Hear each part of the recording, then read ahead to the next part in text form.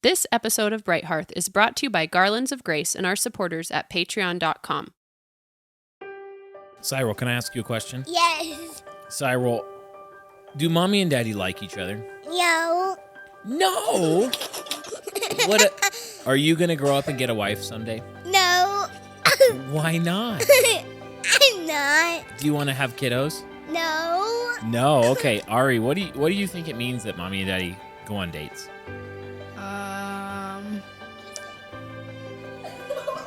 I don't know. You don't know? Daphne, what do you think? That they're kissing and things. I don't like it though. That we're kissing and things and what? What, Daphne? And that I don't like it. You don't like it? Ira, what do you think about mommy and daddy going on dates? That they kiss a lot and that they watch movies and that they love each other on dates. They eat dinner wherever they go. Wherever we go eat dinner. And now, go ask Mom, and now it's Winnie's turn. Winnie, what do you think? Okay, Cyril. I like kissing. What? I like kissing. You like kissing? Yes. What?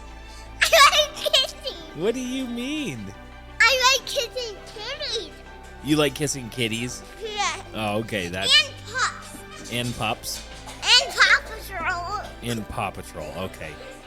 I really love Daddy. Wait, sometimes. Ira, what do you think a date is? Give me a second. I have no idea.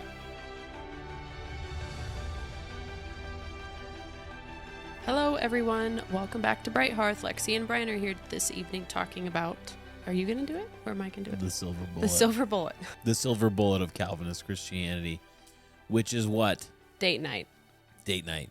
It is the secret to every good marriage. It is the thing, if you don't have it, well, I mean, date night. Your and husband sucks. 2 vacations a year. And a hot tub. A hot Jacuzzi tub. in your bathroom. Yes. What else do we need to have good marriages? I'm trying to think of the list that Mark Driscoll had at the back of his book. There's no way that anybody had a good marriage before jacuzzi tubs and Or before Mark movie Driscoll theaters. or the other guy who wrote that book, How to Date Your Wife. Was it Justin Remember? Buzzard? Yes. Sorry, Justin. We're if you can't tell by now, we're being somewhat facetious and giving away our hand a little bit here. But yeah, we just wanted to jump in here on Bright Hearth tonight and do a quick episode with you guys on kind of letting you all off the hook, I think could be Yeah, that's a good way to put it. the topic here. Because as we've hinted, there just seems to be like this narrative. Is that where it came from? Was it the Young, Restless, and Reformed? Is that the origin story of date night? I mean, I don't know. Originally, that's just where it's probably focused on the family before that. Yeah. James Dobson at some point, maybe. I don't really know. Like, yeah, because there was a point in history where it was not an expectation. Right. So I'm not sure how that came about, to be honest. I don't really know either. I think here's what we're getting at tonight, because we've been a little bit coy. Here's what we're getting at. No. There's kind of a way of talking. There's basically 2 different ways about approaching a marriage and like what makes a good marriage. One of them is like thinking about, and I'm oversimplifying here, but one of them is like, here is a list of things that you must do, and they're all these really fun, kind of like sexy things where you get away from normal everyday life, and that's what makes a really good marriage. It's as if every Friday, you get a babysitter, you go out in the town, you have a date night. It's really creative, like it's planned out. Husband or the wife has obviously thought this through and has like 6 activities planned, a scavenger hunt ending in, some kind of crazy lovemaking in a field of wildflowers in a mountain alpine meadow or something. Or just that you have to get out with a babysitter. Whoa. Not with a babysitter. You have to get a babysitter so you can go out with your wife every single week. And this is kind of like the secret sauce plus vacations where you get away without the kids and like these just romantic sort of like big fuzzy fizzy romantic things. That's the key. And on the other side of the ditch, not on the other side of the ditch, on the other side, we would say that it's very nice to have a good date. Yeah. And a good vacation, like, I wouldn't shake a stick at it. If any of you are like, hey, listen, I have an alpine meadow. I've actually it's been in my family for 6 generations, and I would like you and Lexi to come glamp. I would love it. We'd glamp in your meadow for sure. We've also been on more dates this year than It's been maybe almost any other year in our marriage. So we have to tell them about all of our good dates this year because we've had some really good ones this year. I only remember the one where we both got sick and ran into the cons, and they were later like, "What was wrong with you, Lexi?" We were ill. We were ill from riding roller coasters. We'll get there. We'll get there, listeners. No, so it's great. Going on dates is great, but here's the thing, guys. The secret to marriage is not date night. Nope. It's not date night. This has been kind of controversial, hasn't it, in the past? Yeah, people always get really mad at me when I used to tweet about this. It was like every exception. Well, you don't think I need a break. Well, it's nice to get away without kids. Like all these things that are obvious. Yeah. Obvious, while they were 100% willing to overlook the main point that we have tried to make over and over again, multiple places when we talk about this, is that if your marriage is meaningful because you're on mission together, you won't need a weekly date night. Yeah, it won't be a need. Also, I was thinking of 2 things after we talked about this earlier. If you have a good sex life, you won't need a date night. And also, if you're not watching TV constantly, you won't need a good date night because you can go like, hey, honey, let's order late dinner and watch that movie we've been meaning to watch tonight. And it's like It's special. not like, yeah, exactly. It's not like every single night we sit down and veg for 2.5, 3 hours on TV. Therefore, in order to do some sort of, what's the word? Like special relaxing kind of thing. Yeah, then we have to leave. Yep. No. Yep. That's not been our experience at all. Yeah. And I also think, okay, I won't get so, I'm sorry, I've been a little spicy, by the way. Sorry. Have you? I was a little spicy. I'm Were sorry. you? I didn't notice. the Yeah, spice. okay. I didn't. I haven't seen this in a while, but it seemed like the first year or 2 that I was a parent, the people that I was often surrounded by felt like date night was the Band-Aid for everything. Yeah. For your marriage issues, for your personal life issues, for your frustrations, for your, parenting discipline. And, I've watched my friends' kids before. My friends have watched my kids before. It's not a bad thing, but there was definitely a cultural expectation of like, people should drop things for me. My marriage is falling apart and it's probably my fault, but you need to watch my kids for me. So my husband and I can get out. Still not dealing with issues though. That's the thing is, as I thought about this pattern, a lot of those people are still in the same place they were. Yeah. And I think part of it was genuinely women who were coming from the right motivation, but maybe neglecting the fact that in addition to the help you're giving this mom who's having a hard time, what about the admonishment that should be coming with it? Yeah. What about the correction of the attitude? What about saying, hey, maybe you have wrong expectations? Yeah. Or, So maybe one of the issues that we're talking about here with this expectation is kind of like the good marriage has to go on, get the babysitter, go on the date night once a week. You got to have a couple of vacations every year, that kind of thing. That's the secret. That's where the fun is had. That's where the recreation is. That's where the relaxation is. And I think one thing that we're saying is that this can tend to put really high expectations on husbands. yeah. That from a wife who's maybe just getting this from the culture, maybe getting this from other people.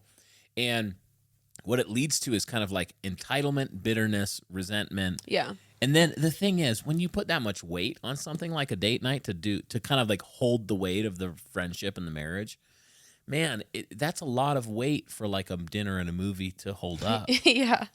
Yeah, that's it true. doesn't really do it. Especially when date night goes wrong and your wife actually books movie tickets for the wrong night. Wait, Then what happens? Your week is ruined until the next date night. We've got to tell the story at this point because you brought it's a funny one. You all know, if you're patrons of ours, I'm not good with technology. So I offered a couple months ago now. Yeah, All of our friends had been going to see this movie that apparently, I don't even remember the name. Top Gun. It's the plain one. Okay, the plain one. Yeah. We were 90s kids. I was a baby probably when I saw it. Anyways, I don't even know that I've ever seen the whole original. I was trying to be nice, and I knew Brian wanted to see it, Mm-hmm. and I said, I'll get a babysitter, and I'll get us tickets. Mm-hmm. And so I did, and we went out. We had ramen, which is our favorite. We Oh yeah, it was good. kind of reserve ramen for date night because Yeah. it's hard to take don't 5 appreciate kids ramen. to eat ramen. They don't appreciate. If you've ever tried to let a 2-year-old eat soup, it's a terrible idea. It's a hot liquid. They've It's a bowl still of hot never liquid. been there to this day, but Yes, it's not going to happen. And We they got a make- babysitter. yeah. So we went. We got ice cream afterwards. It was so good. I read you the entire Cliff Notes Of the first movie. of the first movie because the I whole don't time. even think I've seen it, to be Because honest. this is how exciting our date nights are. And we got there, and somebody was in our seats. Yeah, we were like, who's in our seats? This elderly person. And when his I dad. booked the tickets, it was like one of the last weeks that the movie was in the theater. So Yeah. it wasn't a full theater. And I just kind of thought, well, we'll go sit somewhere else. It was Mm-hmm. fairly empty. So we did. We went and sat somewhere else. And then those people showed up and wanted their seats. And it was like, it slowly filled up around us. It was weird. Yeah. Because I told the guy, like, hey, I think you're in our seats. And he was like, no, I don't think. Because we had, when the people got up and said, hey, you're in our seats, because we had just taken some other ones. I was like, okay, yeah, you're right. I think someone's in our seats. We'll just go tell them. Because the theater had slowly filled up. At this point, there were pretty much The nothing movie left. had started at this point. Yeah, it was like full. awkward. And the guy was like, no. Like, And he was we're an old in our man, seats. too.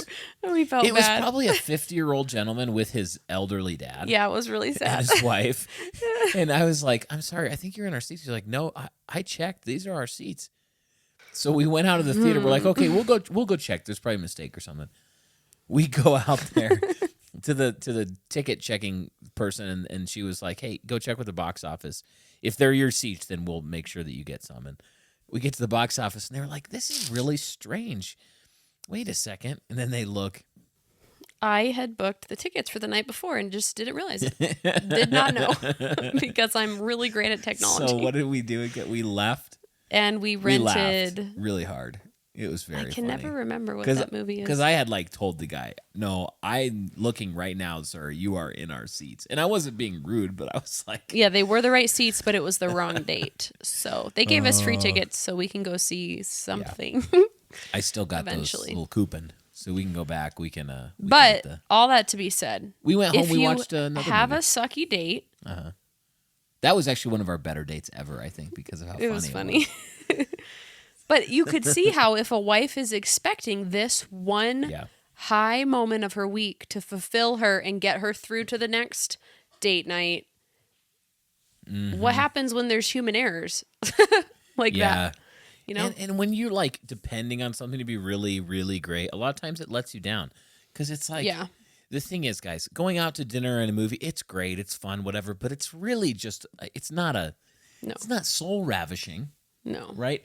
If you're not actually like friends doing meaningful things together all the time, then even if it's a nice reprieve. So here's the thing. Don't get us wrong. I'm not saying if you go on dates or if you happen to be in a situation, let's say you've got We have really- been able to go on very regular dates this year. yeah, it's been kind of wild. It's been enjoyable, but maybe you've Long got, gone are those days yeah, because I'm pregnant and our babysitter's moving.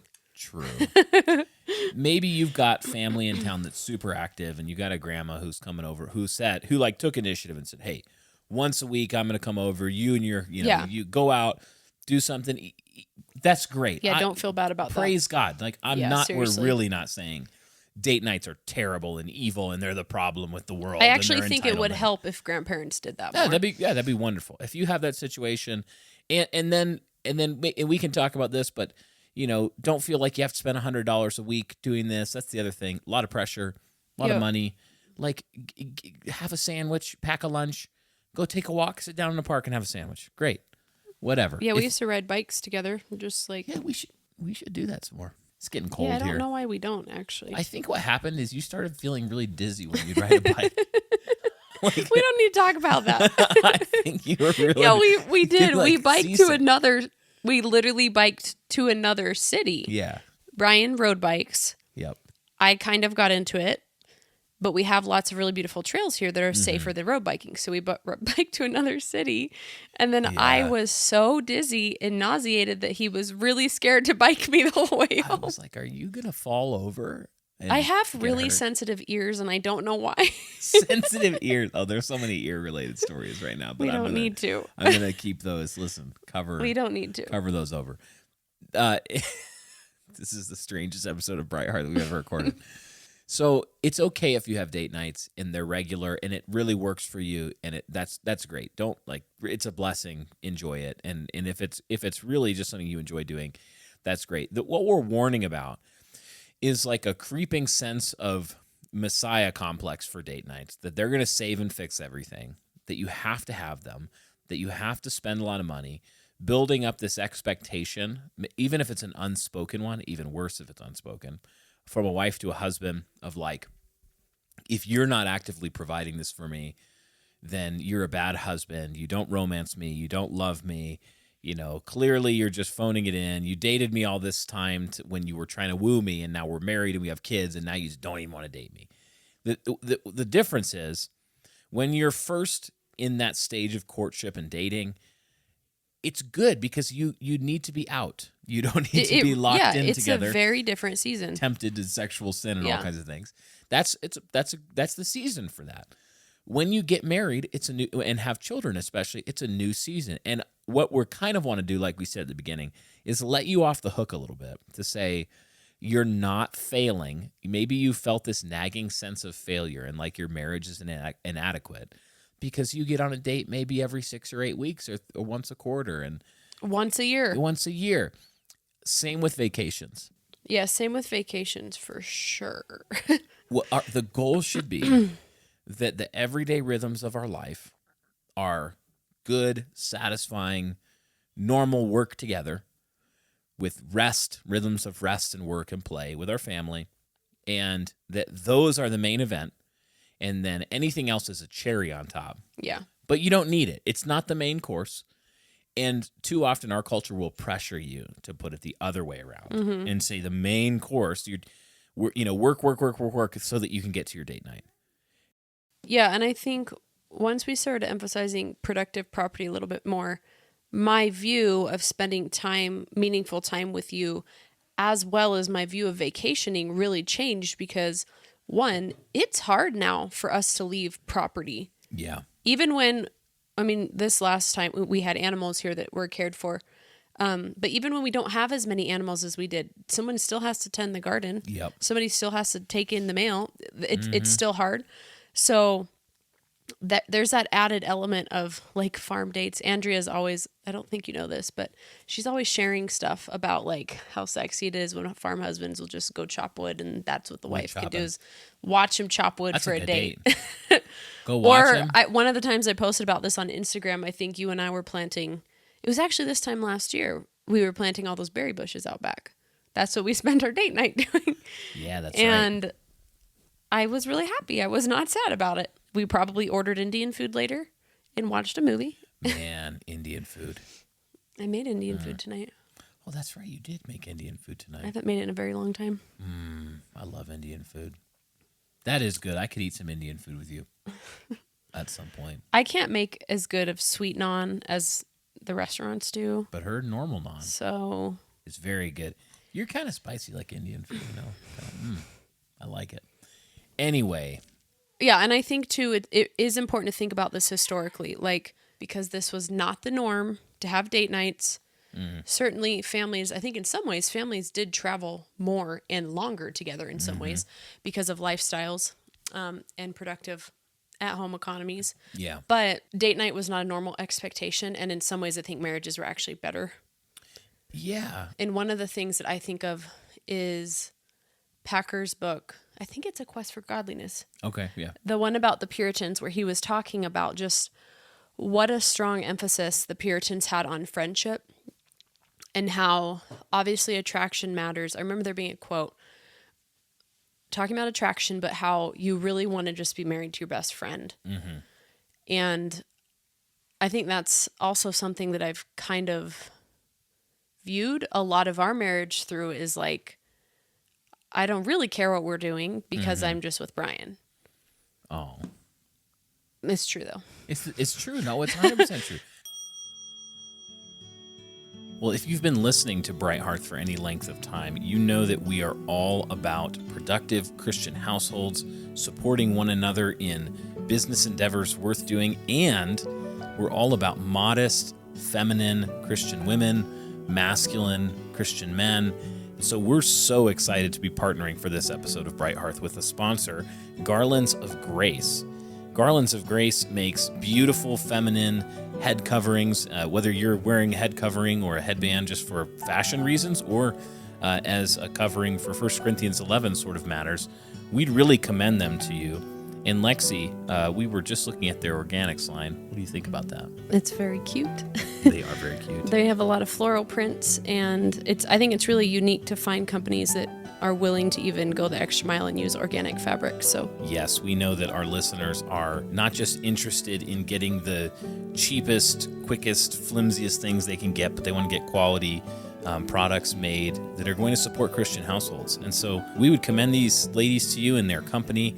You can head to garlandsofgrace.com and you can see a huge variety of head coverings, head wraps. They have them for women as well as girls. And they also have those volumizers. What are those again? they help keep your head covering in place so it's not slipping off of your head. Yes, and if Lexi is taking care of 5 children plus 1 in the womb on Sundays while I'm preaching and teaching and leading the service.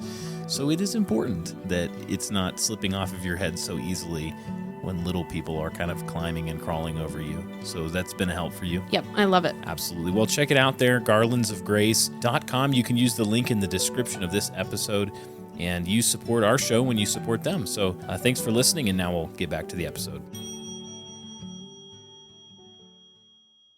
I never feel like, on a weekly basis, like, man, we just need to get out. A lot of times once we get out, when the kids are all wanna gone, come home. we're like, I'm tired. You want to go home and lay in our bed? Our bed is way better than other places. Okay, I'm going to move on. But legitimately, you think back, when a good test for marriage advice is like, was this the general way that marriage worked for a really, Yeah. really long time? Yeah, or is this a weird invention? Is this a weird invention of disposable income and trying Yeah. to businesses trying to monetize my marriage? Yeah. Is that am I being tricked right now? Am I being had? Basically, where the product becomes I'm buying the product to get a good marriage, and the product is all this stuff, this fizzing. I have to get out and I have to buy stuff. And we have to go to dinner. We have to do all this stuff. So we have to spend at least $100 to have a good night of in our marriage. No, you don't. You don't. Read some William Gouge. Go back to the Puritans. Think about how they're married. Go look at the courtship of Almanzo and Laura Wilder in Little House on the Prairie. If you haven't read that to your kids lately, I'd recommend it. Check it out. And think, what would they do? They'd go on like a little like sleigh ride. take him out on his horse, his carriage or his sleigh, depending on the time of year, and they would just, like it was the equivalent of going on a drive, right? And that was like the big thing. That was a big courtship event. And think about the kind of life that they would have lived. Go for a walk, do some things together, have dinner together, go to bed. Like that's okay. That's normal. That's a good, satisfying marriage and life together. And then you have these high points. I think about the way that that world worked. They would have had then social events where you're actually then going and getting in community together as a family. They would have all those like school events and the church-centered events. For us, it's like we get to go to Psalm Sing most weeks except the last week of the month. We have Psalm Sing. We have a potluck with everybody. We get together and sing. It's all together. We have the Sunday gathering all together where we're getting together with all of our people, and it's glorious. And it's like those rhythms to me are where the real glory is. That's the meat. And then, man, it is nice when we get to go do something special together, but we really appreciate it because it's not 40 to 50 times a year. No, and I remember when we first were married, we tried those ABC dates. And I really liked that actually because I don't know where we got that from. But it helped with like I think we must have been going somewhat on regular dates because we got Yeah. through the whole alphabet. Yeah, what was that But again? it, Remind me but of it the wasn't concept. like in 1 year. How did the ABC date work? I'm trying to remember. You just like went through the alphabet and you picked some sort of an activity to do Oh, based that's on right. that letter. Yeah. But it lent itself towards frugality. Yeah, because you'd have to get creative. and it made it so we did different things than we would usually do, which was kind of funny. What were some of the things we did? I remember, and we had like a tight budget where we had like Yeah. X amount a week to be able to go do $8, stuff. No, it's more than $8. $9. But We did not have very much money. I remember saving multiple weeks to buy an ice cream maker for date night. Oh, yeah, so yeah, for I. figure out that would be our weekly entertainment Yeah, budget. that was awesome. So we could make homemade ice cream for date nights. That was our date. We just turned the ice cream maker on in our own kitchen. I also remember the time that we did painting at home. I don't know. I remember that. No, Do you I remember remember that? that. We got the canvases and the Yes, paints. And, yeah. And I painted a was a nice great sunset sunset. over the sea. Very thick. Almost as good as my bird. Yeah, almost. I wooed Lexi with my sketching abilities. Yeah, no, not really. I once bought a sketchbook. And didn't you like find it when we were getting married? It was when we were in high school. It was a journal that was on sale at at Barnes and Noble. Barnes and Noble, 'Cause which we did was that where all we the went time. all the time. Yep, we we just hung out there for hours. Played Scrabble. And you bought it because you liked the journal. And then Yep. when we were married, I was cleaning something and I found it. And there was one lonely sketch of a bird flying over. Of a tree and a bird, and it was really bad. It was like a Very- fourth grader made it, Yeah. but it was an adult, and it was. I was me. laughing very hard though. I'm not And an you artist. abandoned it. Okay, Yeah. so yeah, but we did fun stuff. We did a lot of Yeah. stuff, outdoor activities that really, cheap. I remember we had friends that were very outdoorsy that they almost never went to dinner. It was always like dinner.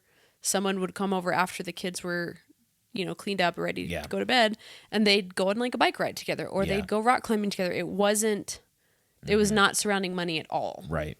Well, And we do live in a state kind of where you can do that. yeah, I you guess. can go hike and do a lot of things. So, what would you say to a wife who's feeling kind of put out and feeling like That we're saying this. Well, no, just put out in her marriage. Like I'm not Oh. having it. I don't feel connected to my husband, and I really wish we went on dates. And I'm feeling kind of lonely, or I'm feeling like. What would you say to the wife who's feeling discontent that she's not getting date nights, vacations, and maybe her friends are all doing that, and it's just not something that's happening. What would you tell that wife? Well, I guess I would ask her how she's like, what is she doing to make that happen then?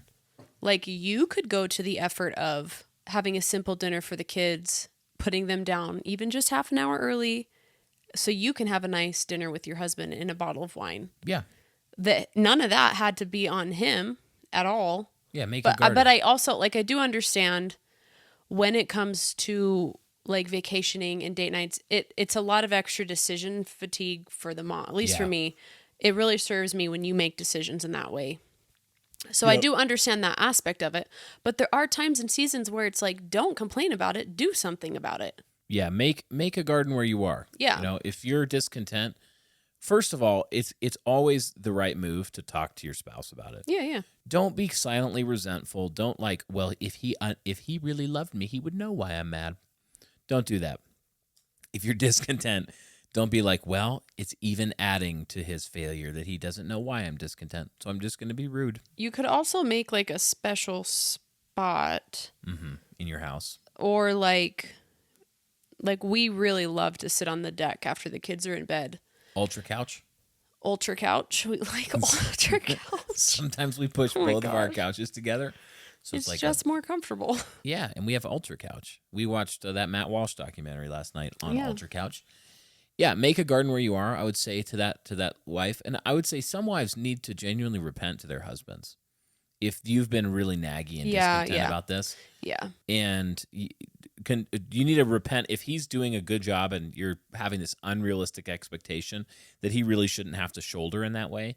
Then you might need to repent or do some repenting and being sanctified in this area. Ask your husband, talk about it, have conversations where you develop realistic expectations together, where you're like, okay, if you're expecting a weekly date night, I'm just letting you know, most of us, that's going to be unrealistic. But maybe you could ask your husband and say it would, if you're just the type of, some people, they have a personality. They just love to get out and go do stuff. That's totally fine if that's how you are. Just talk to your husband about it. If you're a husband who's like this, you need to talk together and set a realistic goal that you can afford to do and that's not escaping your life, but is the cherry on top, and then plan and enjoy it and do it well. Just don't make it the great hope of your marriage. No. And I would say as well, a question, let's talk through maybe some practical. We've talked about ABC dates. We've talked about like just figuring out where you're at. What are some other ways that couples can, develop special times where they really are connecting with each other, in some of similar ways that date night would have been doing? Two things come to mind is having good boundaries for your kids. Mm-hmm. I know this is harder. We're experiencing it. It's harder as the boys get older for this. Yeah. All of our kids, not just the boys, but they stay up later now. And I am not a night owl. And so it's very hard for me some nights to like want to be awake even later than them. Mm-hmm. But I do think it's healthy to have good just rest times, even if, Saturdays, we know at least on Saturdays, there's at least an hour and a half that all the kids are doing something quietly that we can just hang out together. Yep. So just building in those normal rest times for your kids, and then also protecting that time so you're not on the television or the laptop or your phone the whole time. Yeah. Yeah, I was thinking the same thing, that a lot of it has to do with setting boundaries with kids. Figuring out, telling your kids, this is mommy and daddy time. Sometimes I tell them, like I'll tell our boys, or they're getting older, like Lexi said, so that maybe they'll be interrupting us at night when it's like after the littles are in bed and they're still up. And it's now our time. We're not rude about it. No, we're not rude rude about it. I just remind them, this is mommy and daddy's time, not time for all of us. This is mommy and daddy's time. So they come in, I'll remind them of that. Send them out of the room. Go read your book. This is reading time. And if you don't want to read, that's fine. You can go to bed. And then usually they're like, discover great thirst for reading. Yeah, because, and we've talked about this other places, when they become readers, part of the incentive for them to learn to read is they get to stay up later. Yes. But really, we want that habit of, it is a good habit for your child to have regular reading times on a daily basis. Yeah, and that they also entertain themselves. Correct. So that's what we're trying to do with that time. And the side benefit of it is that it means mom and dad get time together. Yeah. It's also good, I think, and wives can really take initiative here as well. Husbands and wives can work together, but I think it's good for a wife to take initiative here as well, to find times in the week, especially, where there can be romantic intimacy that is not necessarily after 9 p.m. Yeah. Because a lot of us That's are what I as we meant get about older, Saturday, Brian. I know. Okay. A lot of us as we get older, and I mean like you hit 30 and all of a sudden you're like, I'm really tired at 8:15 p.m. And all of the grandiose plans you had at 4 p.m. are evaporating, and you're like, all I want to do is go to sleep. And that's fine. Go to sleep. Get rest. That's no big deal. But it's good to develop and make sure that you're connecting romantically, intimately, sexually. And it's good to even say like, maybe we can creatively figure this out with like nap times, kids playing outside, door locks, shutters closed, kind of in the middle of the day or in different times, the morning or the middle of the day, in just getting creative there. Or the middle of the night. So true, Queen. So true. I'm only bringing it up because you just told me about that person on Twitter. It was like a Twitter controversy this week that some Christian, which I'm like, I don't know about that. I think some people talk too much about sex on. It's online, true. They really do. And it's like, they really do. Especially ladies, you shouldn't really be doing that. But there was some controversy about like, my husband wakes me up sometimes because he's into me. And like people were mad about it for some reason. I'm like, no, that sounds. They were sending her DMs saying how wicked he is and he should so go to jail. Rude. He's so mean. I'm like, he's not mean. He's into his wife. He's Like, Oh my gosh. you know, when you were So dating, weird. you were So like, weird. "Oh, I've attracted this man. I'm so powerful." And then when he's attracted to you and you're married, it's like he's bad. No.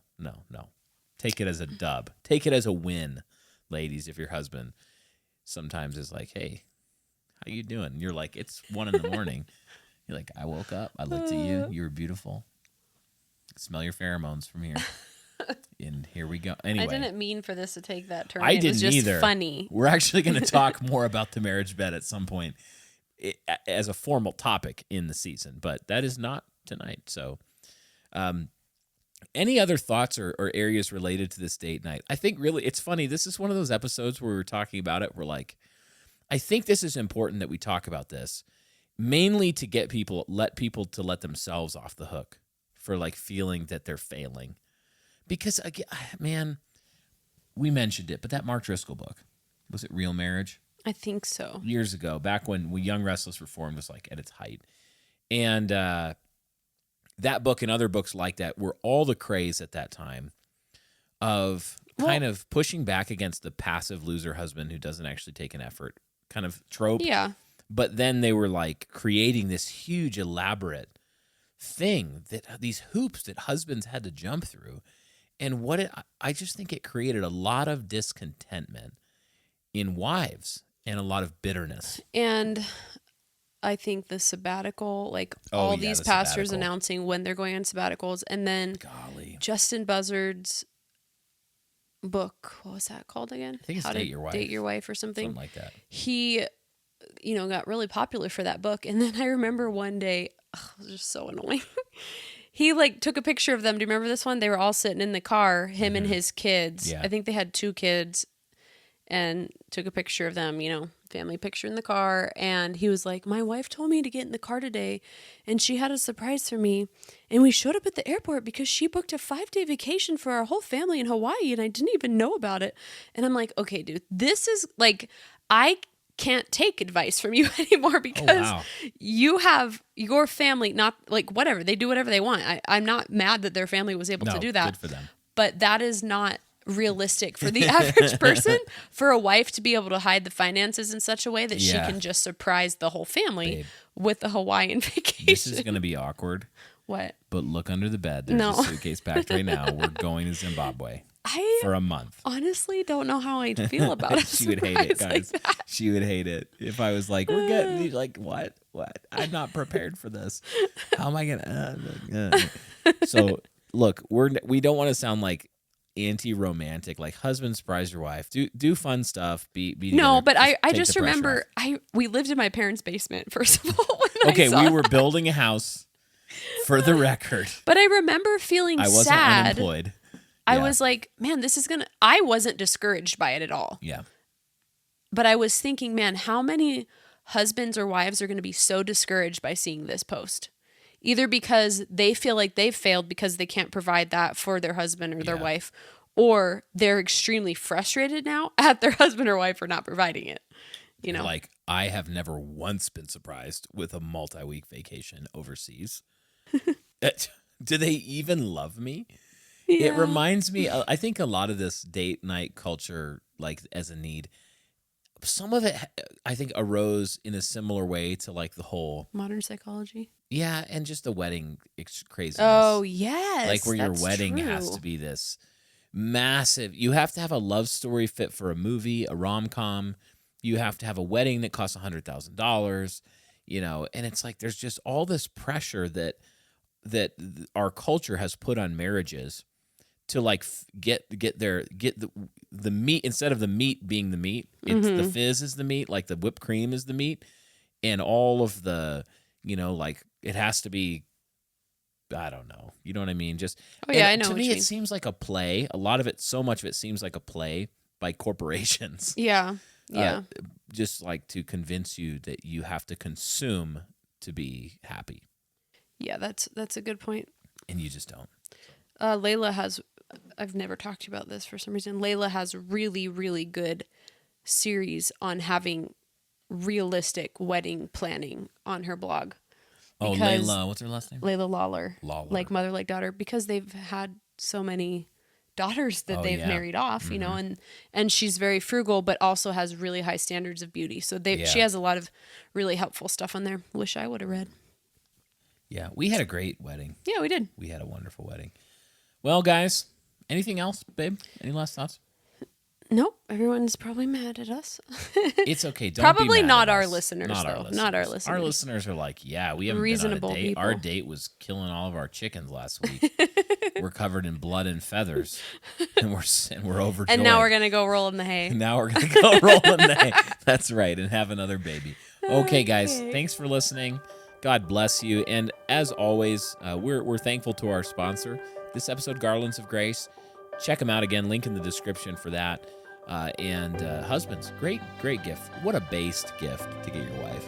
Babe, I got you a beautiful lacy head covering. Daphne was very excited when hers came in the mail today. So beautiful.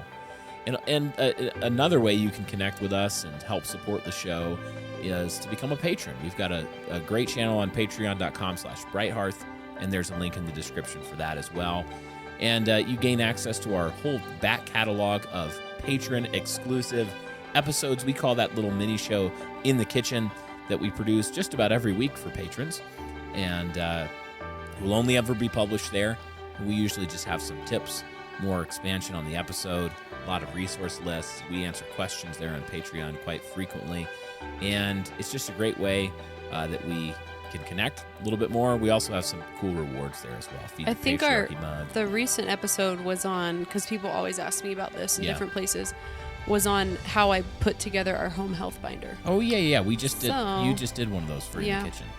Yep. Lexi tucked through a home health binder, which is a great tool that we use in the house in case Lexi's sick and I need to know how to do health protocols that she's planned out, or I grandparents. probably should do a more in-depth one on our actual apothecary and not just like the basic few things we use. You know what I mean? Yeah. Idea. So join us there on Patreon. If you have a few bucks each month, you want to help support the show, help cover our costs, and also help us keep making content like this. Thanks for listening in, guys. God bless you and yours, and we'll see you next time on Bright Hearth.